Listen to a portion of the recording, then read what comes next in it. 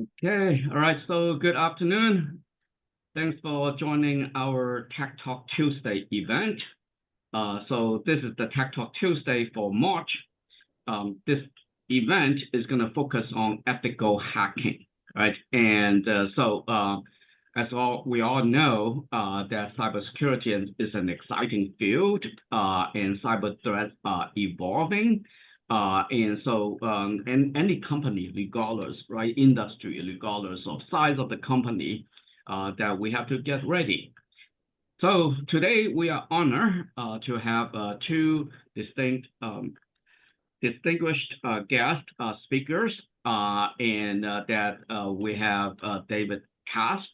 And David has been in the technology industry for some time. He's currently the president of CISOs Connect, which is the largest professional association for the Chief Information Security Officers. And he's also the Global Chief Information Security Officer at GSR. David has been Chief Information Security Officers or Chief Information Officers at a number of companies and large companies. He previously was the Chief Information Security Officer and Global Partner of Cloud Security Services at IBM. He was the Senior Vice President and Chief Information Security Officer at Elsevier and Vice President of Risk Management at JPMorgan Chase. So he come with extensive experience and knowledge in this area. So we're glad to have David with us today. We also have with us is Heather Hinton.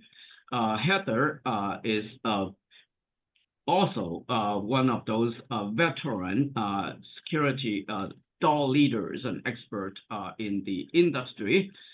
She's currently the Chief Information Security Officer in residence at Professional Association of CISOs, and she was the Chief Information Security Officer at PagerDuty. She also has held a number of leadership roles, like the Chief Information Security Officer at RingCentral and Vice President and IBM Distinguished Engineers at IBM. We extremely delighted and honored to have both David and Heather joining us today. David and Heather, welcome, and thanks for joining us today. Thank you. All right, so to start with the conversations what I'd like to do is that maybe trying to get to know you a little bit, now both of you, as we just mentioned, that held a number of leadership roles, right, at major organizations. So maybe that we can get your perspective on cybersecurity evolved over time. Heather, you want to start? Sure. So I think there's been all sorts of interesting kind of changes and evolutions. Back when I started, hackers were the stereotypical kids who were sitting in their parents' basement wearing a hoodie, looking like in movies. And I think now where we are is we very clearly established that there are financially driven and nation state driven bad actors who are coming after us. And so how we think about defending our environments has changed, right? We've gone from, what we called script kiddies and accidental malicious insider to people who truly have bad intent and are really smart and well-funded. And I think that's changed how we talk about the threats and risks when we are talking to our organizations about what is it that they need to do to protect their assets, their people, their data, their applications. So there's been this fundamental shift, and as the environment has become more complex and more kind of threatening, if you will, the businesses have evolved as well to pay more attention to it, right? It used to be if you said I was in security, people would say, oh, is that like passwords or is that encryption? And now you say, if I'm in security, they say, oh, hackers. Wonderful, wonderful. And David, your perspective, anything to add here? So I mean, I echo Heather's sentiment, as well as I'd say, over the past couple of years, we've seen increasing accountability placed on CISOs, where they're being held to much higher standards from a legal and regulatory perspective, as well as I'd say over the past several years now, we've seen, several career tracks really develop within cybersecurity. Cybersecurity kind of used to happen to people by accident, as far as you're technical and you kind of fall into the space and develop from there. But now there's, the nice thing about cybersecurity is there's a very wide field. So if you're highly technical, there's going to be things like ethical hacking, application security, security engineering, and architecture. But there's other things that are less technical and more focused on governance, running the organization, security operations.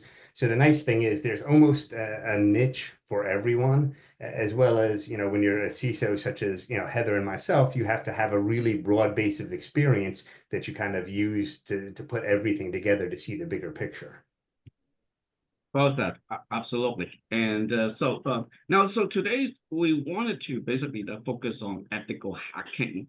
Perhaps that maybe that you can help us define ethical hacking and share a real world example, of course, without breaking confidentiality. And an example where ethical hacking help prevent a major security breach. Heather?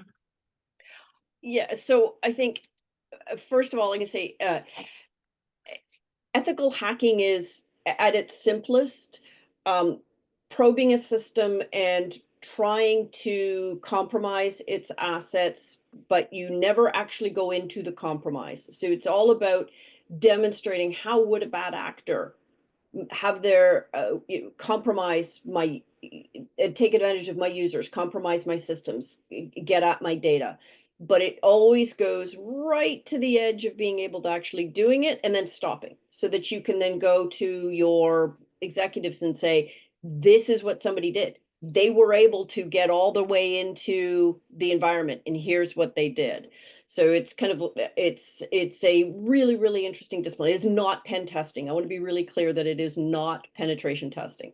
Now, obviously, scenarios where it prevented attack, if it prevented attack, we wouldn't know that it had done an attack. But I can tell you that in my experience, successful ethical hacking allows me to identify areas where we need to focus.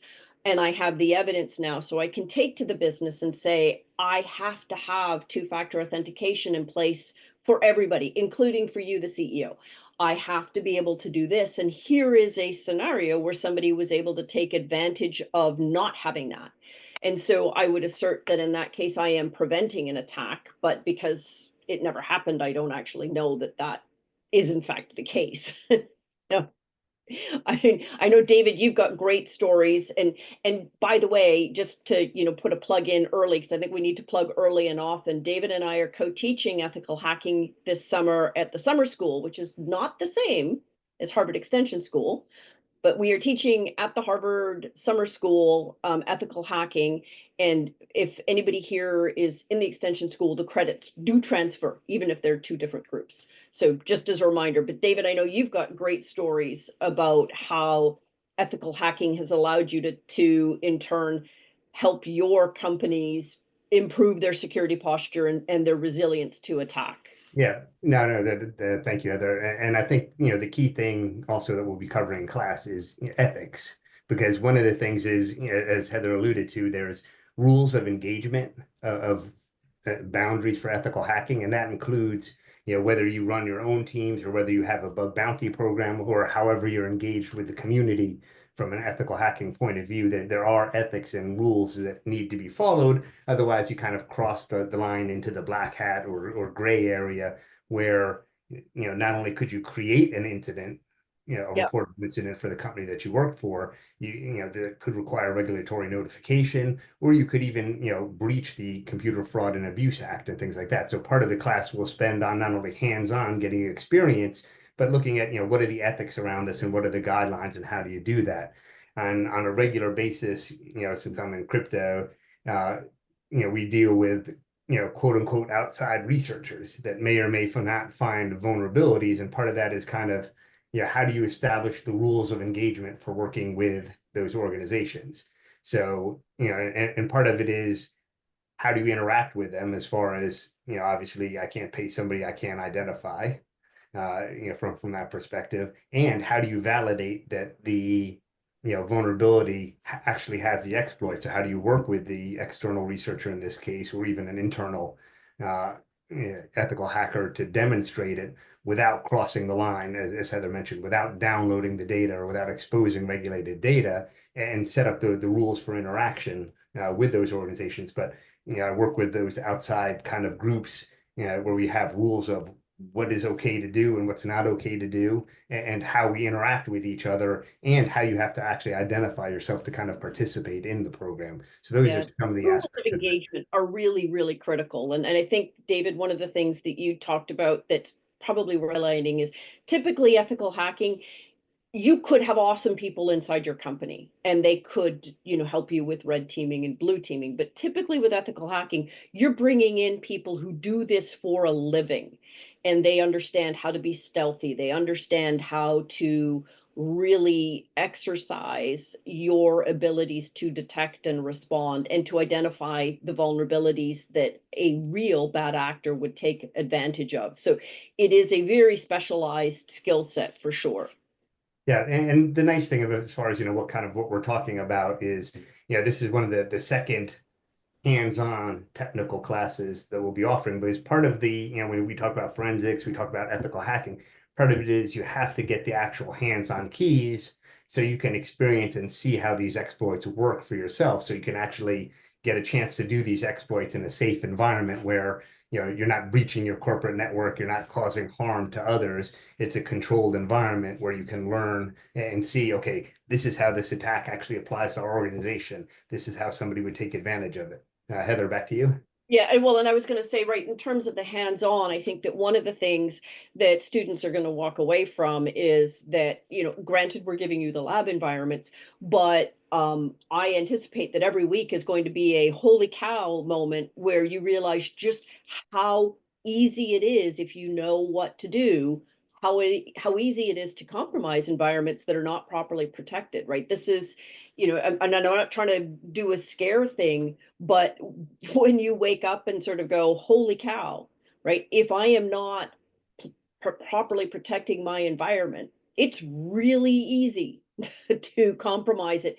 And it's really easy to bring harm to a company. And, to this is, I think of this as a really great way to sort of tie together the other courses that we have in the Masters in Cybersecurity, because now you can see how easy it is to compromise a vulnerable application, how easy it is to take advantage of something that hasn't been patched. What happens when you don't follow the law? What happens when you need to do forensics and you don't do it properly? So this is going to tie together so many of the other courses that you're taking, so that you can then start having these aha moments that drip across all of your courses.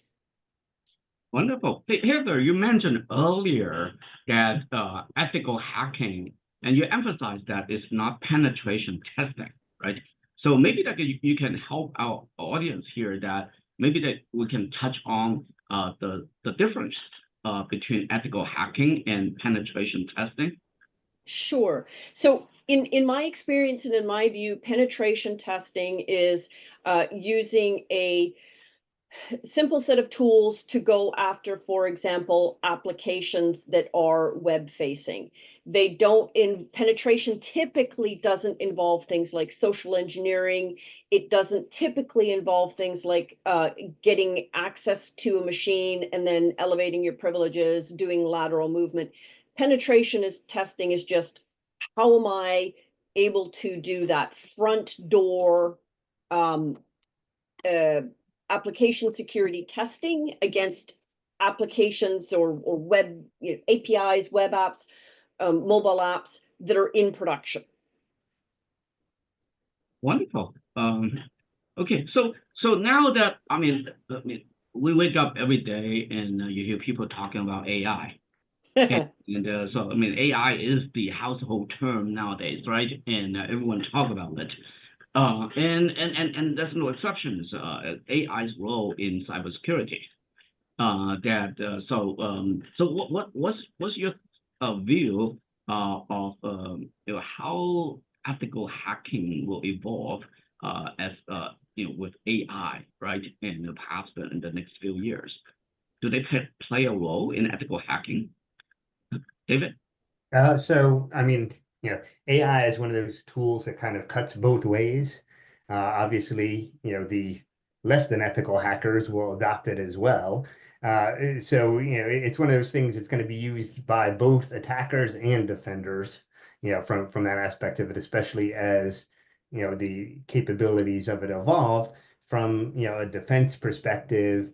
I'm looking at it of, how can I get my security responders better? How can I kind of use it to enhance my ethical hacking programs and enhance, my security kind of profile overall, where, others will definitely use it of, how do I script this type of attack against this type of an organization?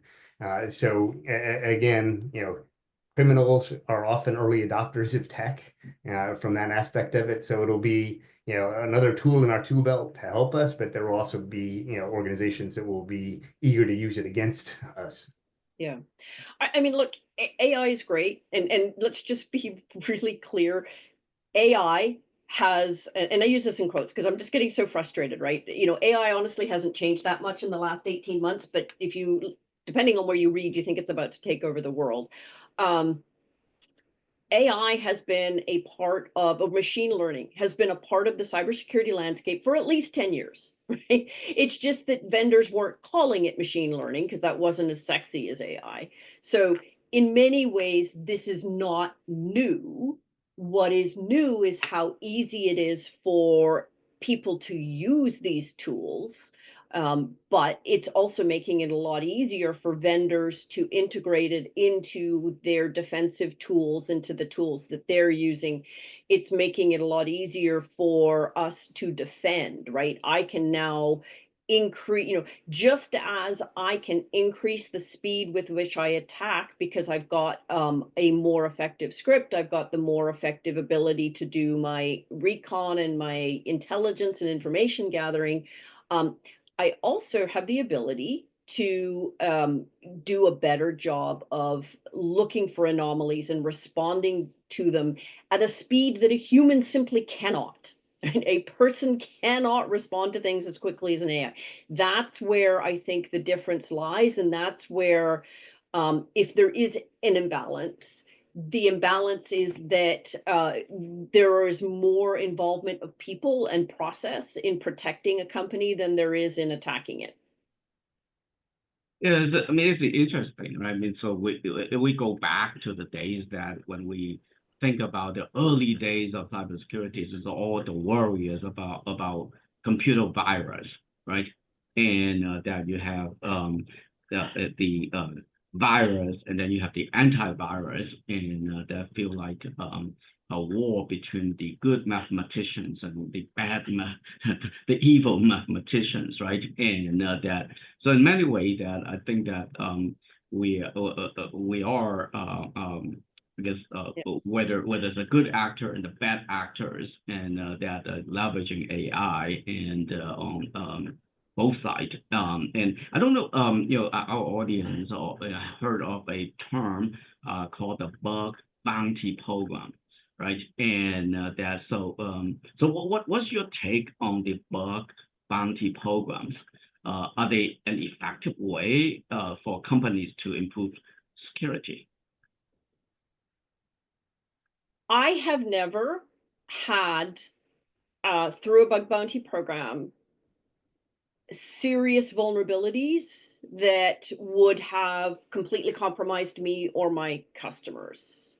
However, that doesn't mean that I don't think that there is not value. There is a lot of value in having that line of communication open for people who want to work with me to help improve things. So I think it's the kind of thing where and for some people, they absolutely have had really great results with bug bounty. Personally, to me, the biggest value is that it is an established, and whether it's a bug bounty or a responsible disclosure, and David can kind of talk about some of the ethical and legal differences between the two of them, whether it's either or, what to me has been really effective in those programs is opening up a legitimate way for me to communicate with people who are trying to help me improve my overall security posture, but are not part of my organization. So, I mean, adding to Heather's points, I have had success with these programs because essentially it gives you the ability to kind of crowdsource, ethical hacking. But however, going back to what we talked about earlier, defining the rules of engagement, how people enroll, how people participate, what is considered fair game and what isn't. So in other words, coming in all the way up to the exploit, but not dumping my data, for instance, like that. So those rules have to be clearly defined, as well as how any kind of payout is done, as well as the fact that, how you identify the person. I can't pay somebody based on their, their hacking handle or their gamer tag. They have to be willing to kind of enroll in the program and present the appropriate proof of identity as those things come, as well as the fact that in some cases, since I'm crypto, you have to be able to kind of demonstrate the exploit to me in a sandbox.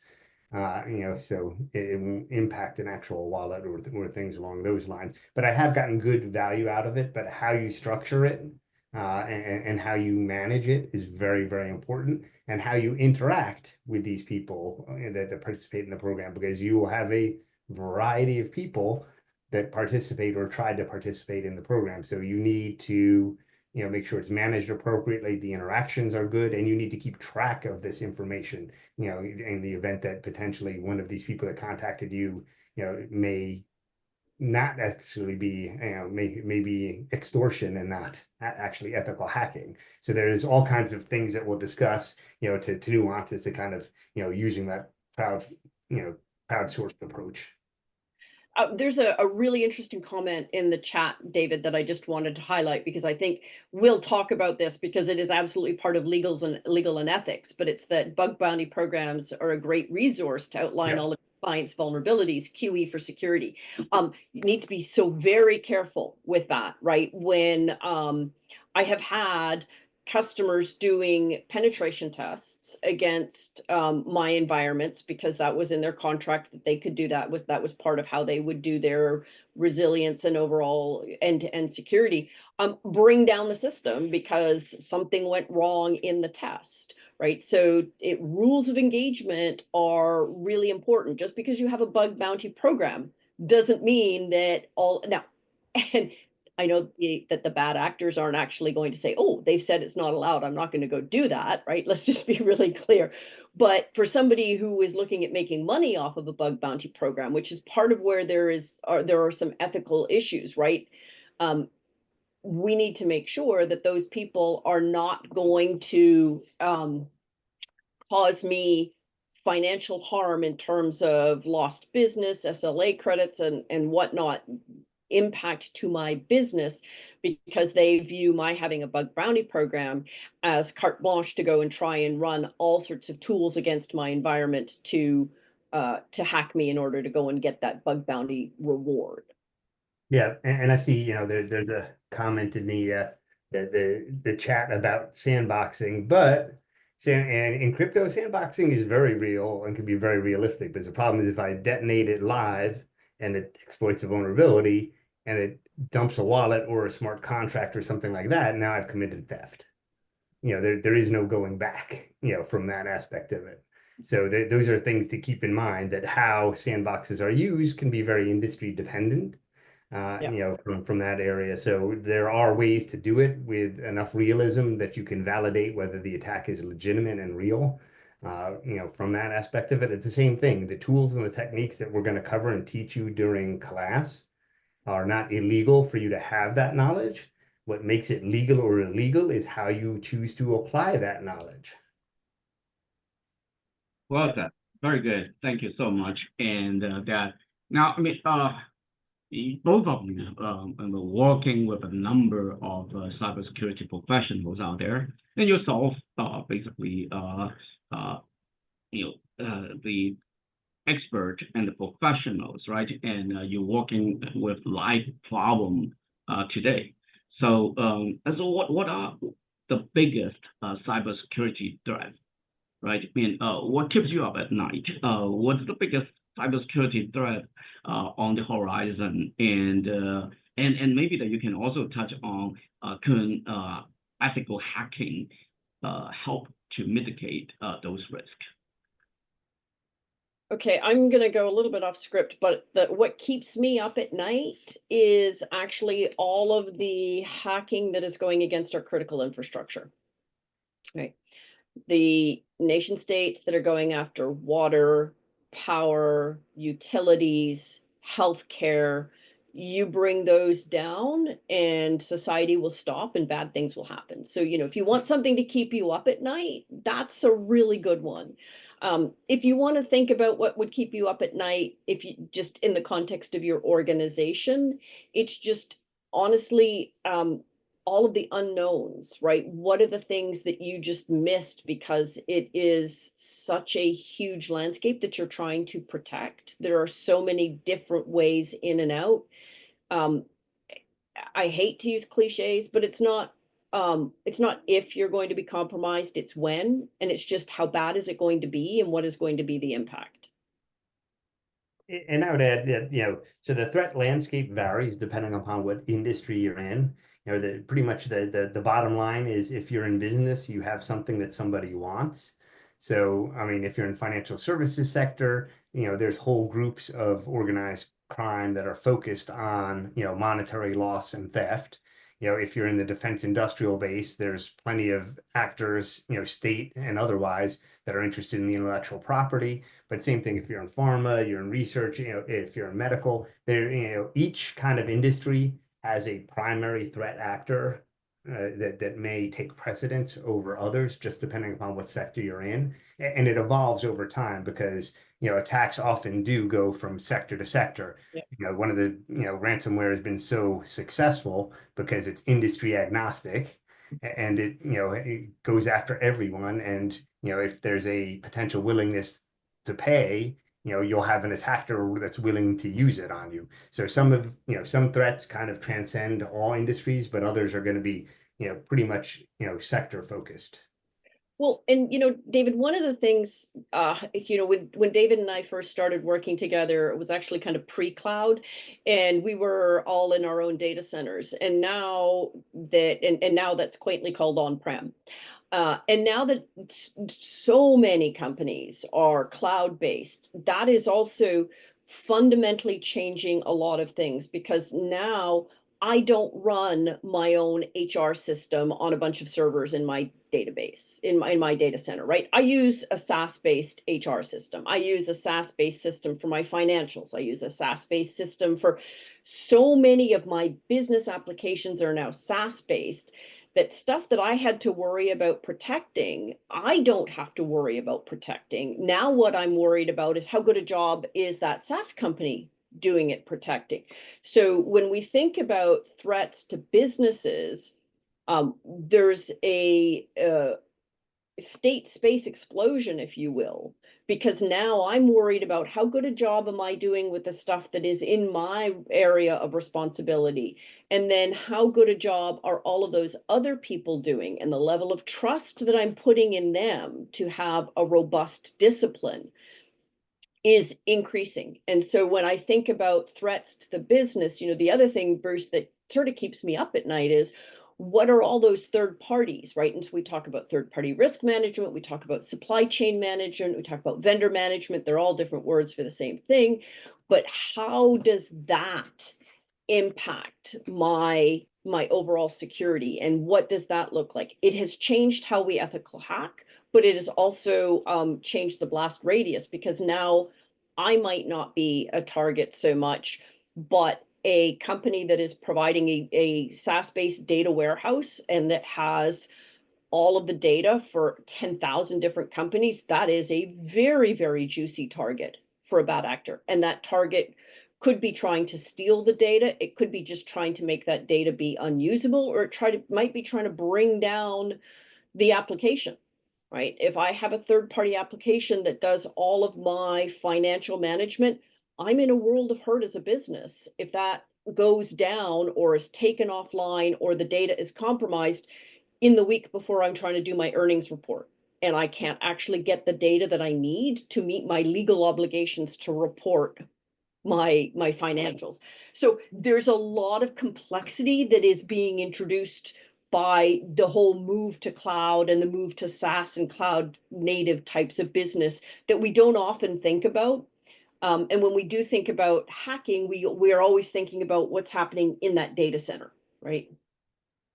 Yeah, and to Heather's point, there's how you engage. I mean, we're 100% cloud and SaaS, so how you engage with your vendors is important, because you have to make sure that you're actually testing your own, provided you have permission from them and it's outlined usually in some kind of a contract. You have to make sure that you're kind of attacking only your space within the cloud.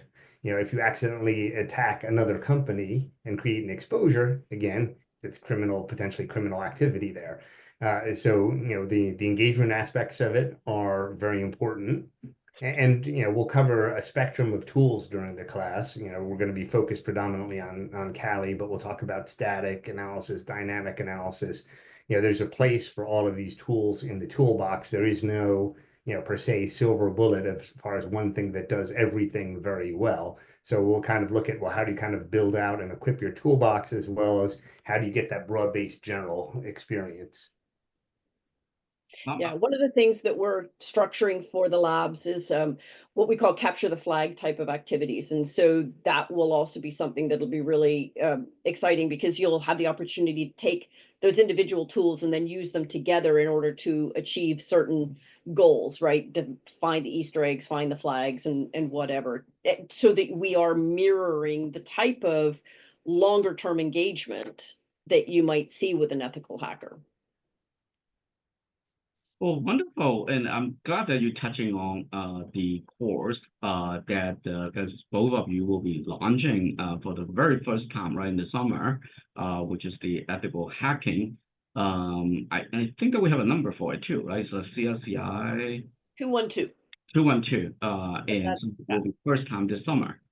Okay, and so this is going to be an exciting course. So I guess so you talk about the tools, you talk about the experience, and you talk about the labs, and so what is the learning outcome that for this course? I would say at the high level, we want you to learn how to love all of this. At the end of the day, what I would like you to walk away with is a really solid understanding of the legal and ethical parts of all of this, because that's got to be the grounding, and then experience in using these tools. But what I want you to be able to do with that experience is use that to inform how you think about the security decisions that you might make in your company on a day-to-day basis, right? You can use these types of exercises and this experience to help your company say, I need to patch this, I don't need to patch that, to help be an advocate for, restarting Chrome every time you get that little finish update button, right? Helping you be a ambassador for security best practices, because a lot of this stuff can be stopped with relatively simple, good hygiene practices. And now you'll have that deeper appreciation of how that good hygiene is so effective in breaking the attack kill chain. Excellent. And David's trying to speak, but he was on mute. Yeah, and I see some of the questions, coming up. So the plan is to offer the class in the regular term as well. This is kind of just our inaugural kickoff, where Heather and I have time to work and got the labs developed and things like this, since there's a hands-on component to it. So it will count towards the graduate degrees as well, from that aspect of it. But this is really the first offering of it, and just like any of the other classes that we've developed, we continue to kind of improve on them as we go. Yeah, David, but things that you want the students to walk away from the course with. So I'd say good understanding of how these attacks works, as Heather kind of mentioned earlier on, lots of these big companies that get breached, it's not a very esoteric attack. It's not necessarily a nation state. It was something that if they were doing good security blocking and tackling per se, or good security hygiene, that probably 70% of these attacks would be ineffective if you had good foundations around it. So part of it is recognizing these attacks, how easy it is to exploit them, and kind of giving you an understanding of how this occurs pretty much from the initial reconnaissance all the way through the exploit, gives you a safe environment to actually leverage that exploit so you can see what happens within the lab. And then, really that kind of equips you to not only have the discussion with the other security teams about why this potential vulnerability may matter, but also depending upon where you kind of wind up practicing cybersecurity as far as generalist, specialist, or things like that, broad-based understanding of these components. Yeah. And I think, seeing as we're talking about the labs, it's worth pointing out that, and just this is a purely practical thing, the labs will all be done hosted somewhere else. So you don't have to go and install Kali on your laptop. You don't have to have a dedicated Kali machine. You don't have to set up the environment. The labs will be provided for you so that you can just use them from your laptop. So we don't want your personal computing power to be a barrier to you being able to learn, do the exercises, practice, and whatnot. And I think our intention is, maybe I'm speaking out of school, David, you can tell me if I'm wrong. Our intention is that you would actually have access to the labs 24 hours a day during the course, and perhaps even for a little bit time afterwards. So you'll also have time to explore and play on your own and just have fun with it beyond the set assignments that we're going to give you.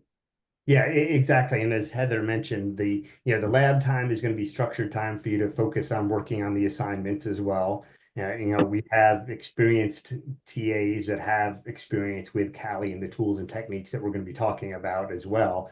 And as Heather mentioned, the lab isn't going to just be open during lab hours. Some cases, there might be some labs that some of you, based on other experience, may get through very quickly.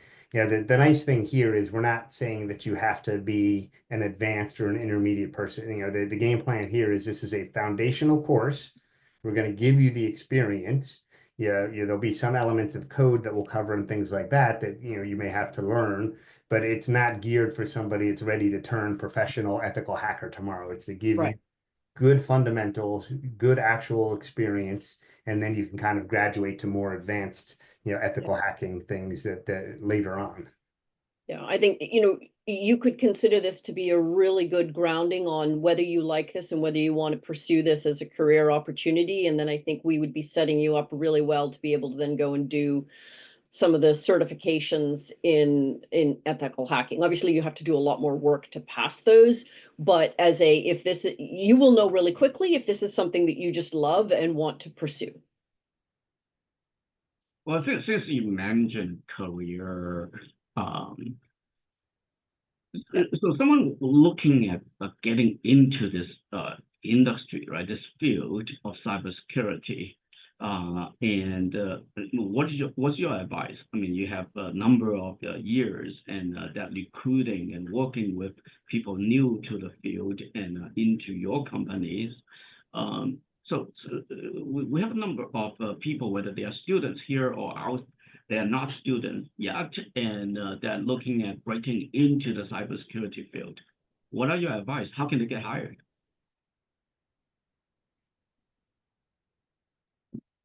I'm going to be brutally honest. This is just a difficult market right now, and I don't want to sort of sugarcoat it, but I will say that the way that you stand out is you have experience, you demonstrate a passion for this, and you build up the network, which is why, okay, doing these courses through Harvard is a phenomenal way to build out your network, because it is your network of people that that are going to then, when an opportunity comes up, say, oh, I know so-and-so. I did this course with them. They're really great. And I think that they've got the skills and the aptitude needed. Let's give them a shot. But it really is going to depend on having those base skills in place, right? Which is why we are prioritizing this course, because we want to give you the opportunity to start getting those hands-on skills. Yeah, and as Heather mentioned, there are opportunities out there. There's been, I think, and part of it is trying to figure out, where do you want to specialize? Do you want to be a specialist? Do you want to be a generalist? And then you also kind of have to, focus your resume and your experience around those things as far as where do you start from an entry perspective. Yeah. And I think that I don't know how much we're going to necessarily focus on AI in this course, because we're really focusing on the labs and getting you to get the base skills that are going to be able to call what I call technical BS when the AI is telling you stuff that is just that. But I think that in terms of building out your skill set, paying attention to what vendors are doing, what attackers are doing, and having a great grounding in cybersecurity from cradle to grave, if you will really help you then be able to have those types of conversations with your employers. Yeah, and the nice thing again is, we're setting it up as a lab in a well-controlled environment. We know what needs to be found. We're structuring the exercises accordingly. So, this way, when you found the right things, and we know when you find the right things as well. And, the tools that we're covering, these aren't tools you can run on your corporate network. They wouldn't be permitted. They wouldn't be any of that. So I saw a couple of things in the chat. So the answer is no.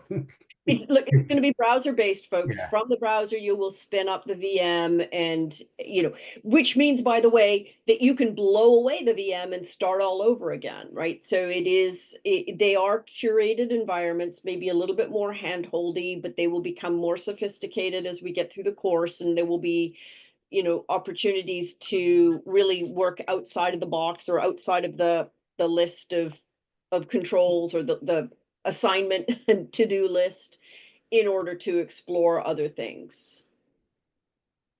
Wonderful. And before we wrap up to get, I guess, more questions and perhaps engage in conversation here with some of the audience, yeah, I got a couple questions here. One is that, if you can change one thing about how organizations approach cybersecurity today, what would it be? Heather? I think what I would really like is to properly structure the spend and the effort that we need to protect companies with the same level of attention that we are putting to acquiring customers or sales or building products. I really think we've got to stop thinking about security as a tax and start thinking about security as something that is table stakes, and it needs to be table stakes across the organization. And companies just need to be held accountable to a minimum spend and a minimum level of cybersecurity maturity, because of the impact of every single aspect of our lives touching something that is hosted on the internet. Yeah, I would pretty much kind of concur with that, of kind of getting to that, almost security by design mindset, where it has to be thought of from the outset, not rather than once it makes its way to security, get tested and have problems. And because we've seen too many large compromises as a result of, we all use SaaS products, where we've seen weaknesses in the code of the SaaS products that have resulted in much bigger and broader compromises for organizations. So I think that the focus really needs to be kind of not only tone at the top, but how do you kind of drive that all the way, throughout, I guess, throughout the institution or the organization, to make sure that, security is on equal footing as soon as you start talking about product design or things like that, that there's a seat at the table. Yeah. We sometimes talk about security as a team sport. And one of the things that I've noticed as a CISO is that you are, in some senses, every single employee in the company is your stakeholder. because when they have to change their password. Stupid CISO, stupid security. I have to change my password. Oh, I really don't want to go and restart my browser. What do you mean I have to restart my computer? What do you mean I have to, right? As long as people frustrated by their role in cybersecurity posture, we're not a team sport and we're going to continue to struggle, right? And so that means a combination of making it easier, right? And I'll tell you that Chrome is awesome. Because I'm sitting here looking at my update Chrome little notice right now.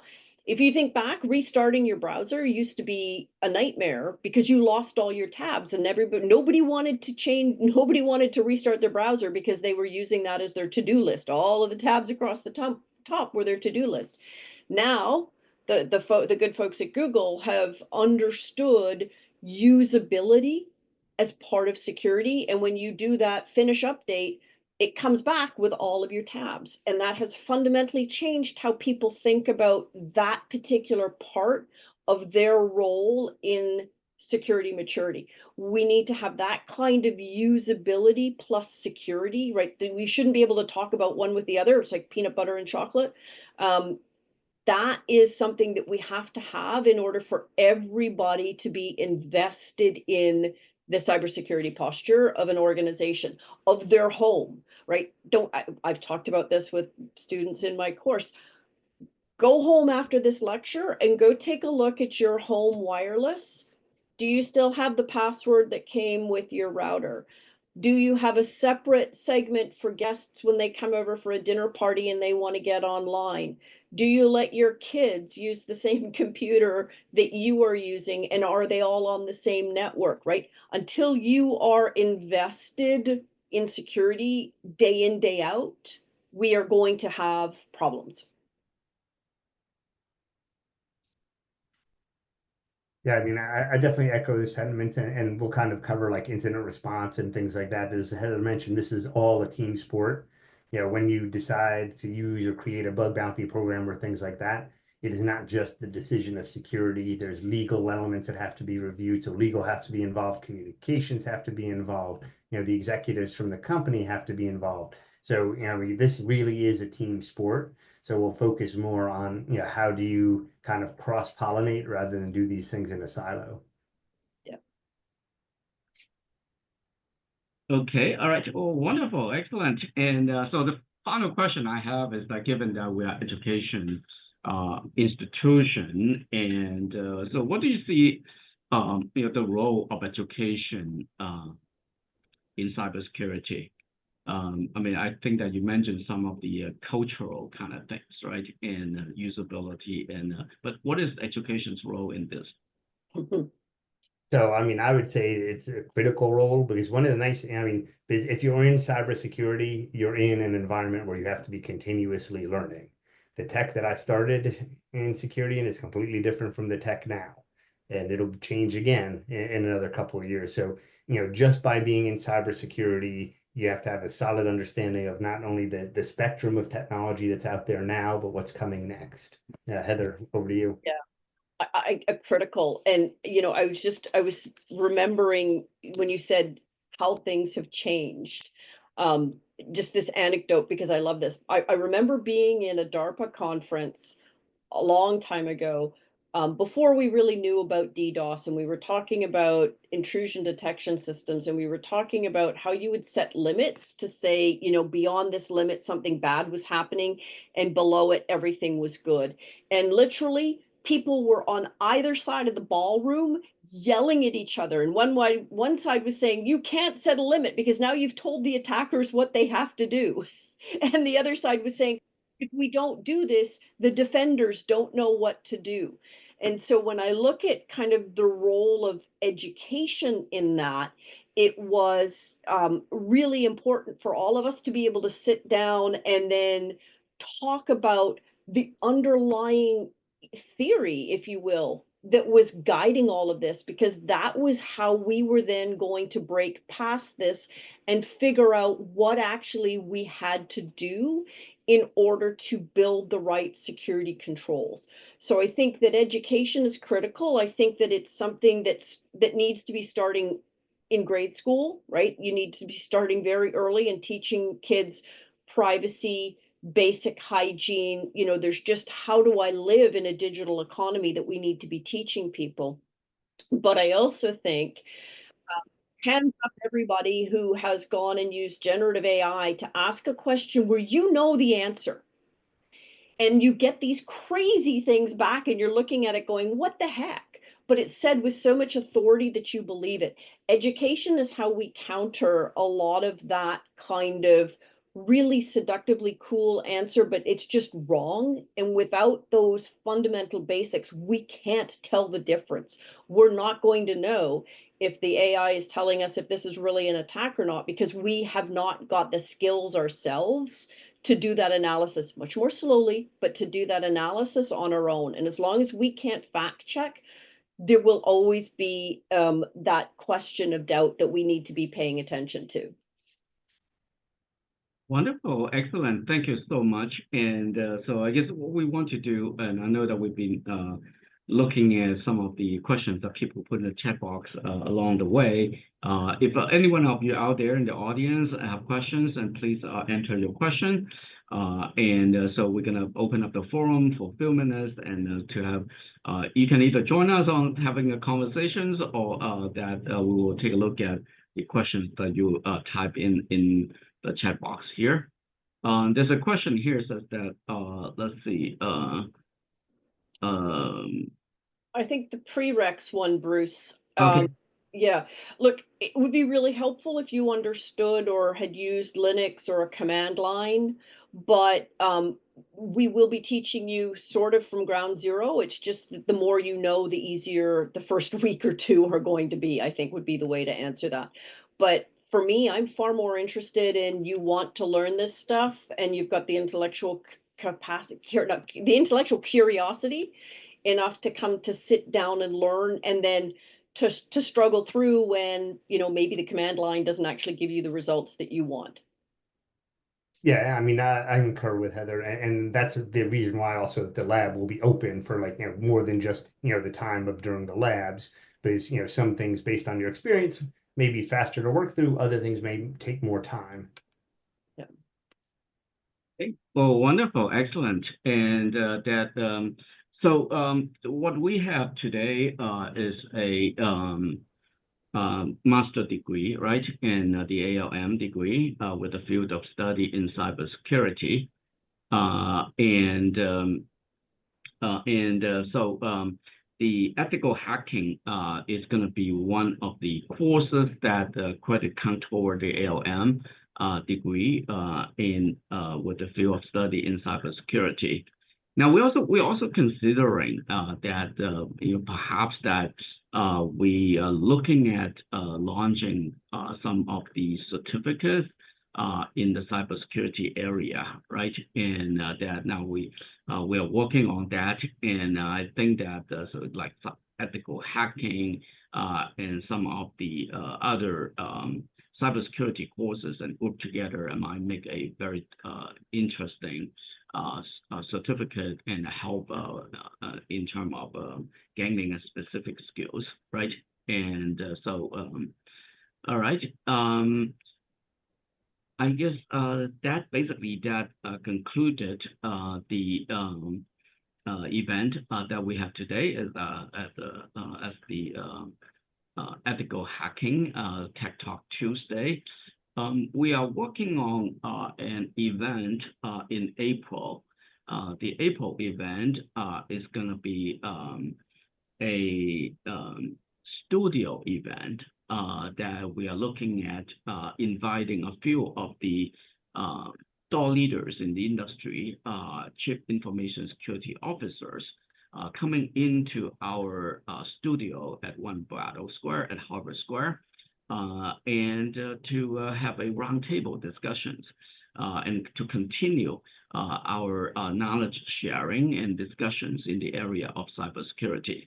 Once again, thank you very much, David, and thank you very much, Heather, and thanks for sharing your knowledge, and thanks for agreeing to offer the course. So everyone, thanks for joining us. We will see you in the next event. Thank you. Awesome. Thank you. Thank you.